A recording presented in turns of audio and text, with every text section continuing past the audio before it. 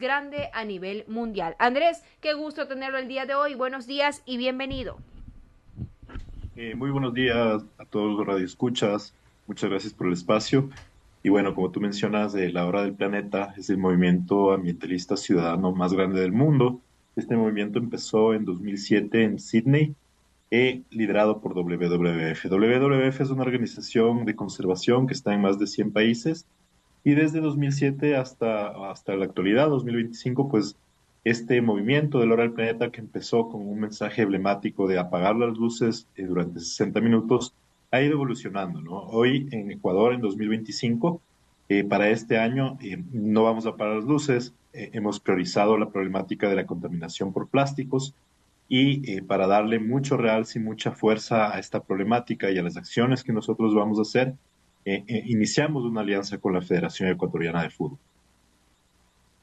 Usted ya nos dio los detalles, no va a haber, como quien dice, el apagón de una hora, sino el tema del plástico. ¿Por qué decidieron cambiar la estrategia, por decirlo así, Andrés? Bueno, como todos los ecuatorianos vivimos pues en este año, producto de la sequía, ya de los impactos precisamente del cambio climático y de las crisis ambientales, nosotros tuvimos pues estos cortes de luz muy intensos, entonces creo que al menos en nuestro contexto ya no es relevante este tema de apagar la luz, pero sí es relevante, por ejemplo, el tema de la contaminación plástica, donde sí podemos hacer acciones y ahí es cuando entra este aliado pues que ha llegado a unirse con nosotros, que es la Federación Ecuatoriana de Fútbol. Y justamente hoy en el partido Ecuador versus Venezuela vamos a hacer nuestra primera intervención. ¿Qué específicamente ejecutan, Andrés? ¿Cuál es la labor o las acciones que van a realizar? Quizás recoger los plásticos, concientizar a las personas que acudan al estadio. ¿Cuál va a ser esa acción específicamente? Y claro, esta alianza con la Federación Ecuatoriana de Fútbol tiene dos ejes principales.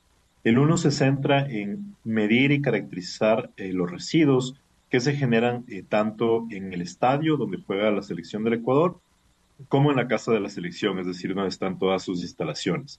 Entonces, esta primera acción lo que va a hacer es medir la cantidad de residuos que se generan en el estadio. Sabemos que son principalmente plásticos de un solo uso, pero necesitamos tener como que estos datos exactos para en el siguiente momento, posiblemente en el siguiente partido, empezar ya a realizar acciones que puedan cambiar esta realidad. Entonces, el primer eje se centra en primero tener esta medición, esta línea base. Esto lo vamos a hacer con un grupo de aliados muy importante que es la red de recicladores de base del Ecuador. Ellos nos van a acompañar hoy al estadio, vamos a estar desplegados como 80 personas en el estadio para entender la dinámica, entender qué tipos de residuos se generan y al final del partido pues recolectarlos, pesarlos, clasificarlos y tener esa línea base. Este es el primer eje de esta alianza con la federación. El otro eje se centra en usar toda la potencia, toda la visibilidad, la viralidad que tiene el fútbol para sensibilizar a todos los hinchas, ¿no? Todos somos hinchas de la Tri, muchísima gente a nivel nacional sigue el partido, no solamente los que van al estadio, sino todos los que escuchan, los que miran por televisión. Entonces queremos aprovechar toda esta cohesión que genera el país alrededor del fútbol para sensibilizar a la ciudadanía. Y también aquí es súper importante que el público que consume fútbol es súper diverso, ¿no? Son familias completas en diferentes lugares del país, no necesariamente personas que están preocupadas del ambiente, y por eso creemos que es un espacio ideal para enviar nuestros mensajes de sensibilización y que empecemos a entender por qué es tan grave esta problemática de la contaminación plástica. Andrés, ¿qué tan grave y complejo es que, por ejemplo, uno toma su botella de agua porque le dio sed, la compró y hay personas maleducadas que botan la botella, no les importa? Bueno, dice, ya mismo pasa el que recicla, él coge la botella porque la vende. Pero ¿qué efectos causa el plástico dentro del medio ambiente? ¿Qué prejuicios hay? Justo lo que tú acabas de mencionar es súper importante, ¿no? No se trata solamente si votamos bien o mal esta botella, este residuo plástico, sino de esta relación que tenemos con los plásticos. El problema está en que usamos el plástico muy poco tiempo, 5 o 10 minutos, acabamos de consumirlo y lo desechamos.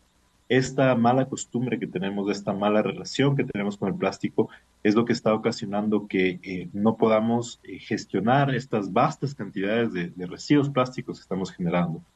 Para darles una cifra, En Ecuador, en 2022, hicimos un estudio desde WWF con toda una red de aliados que nos arrojó el dato de que generamos en 2022 en Ecuador 627.000 toneladas de residuos plásticos.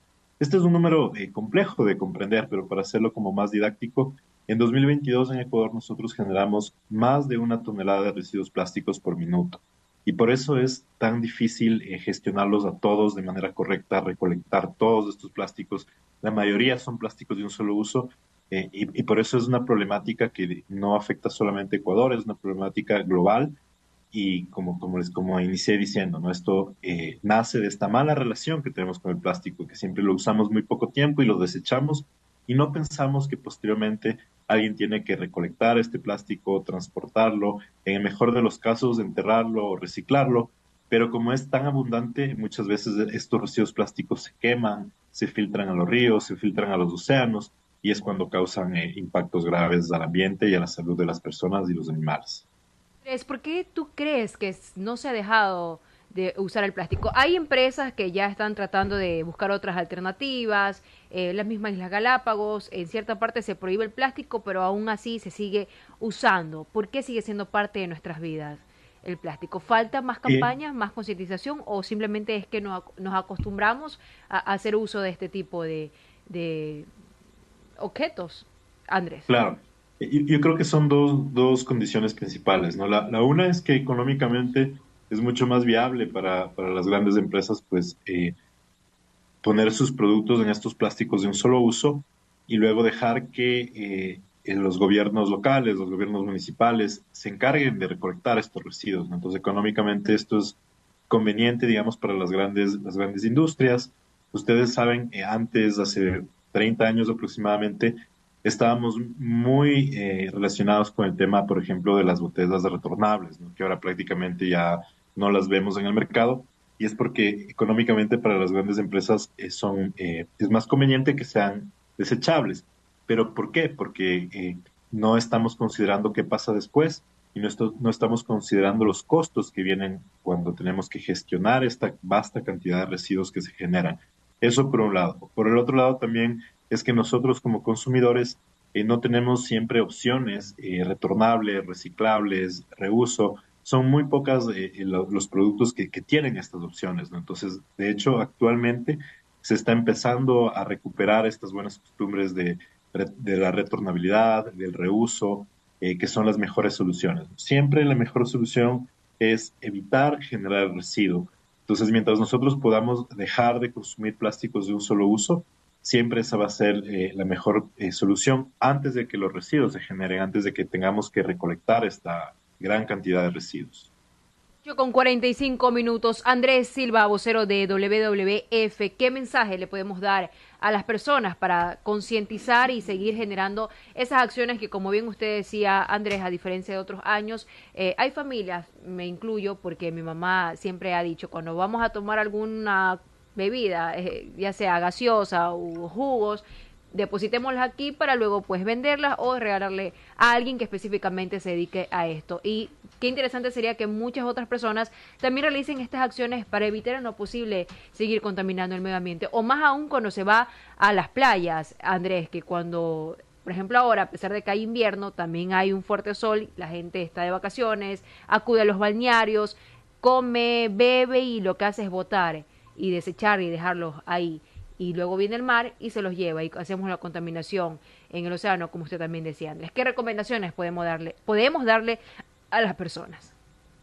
Bueno, como principal recomendación, primero que evitemos los plásticos innecesarios, por ejemplo, los sorbetes, que son muy difíciles de reciclar, muy difíciles de recuperar.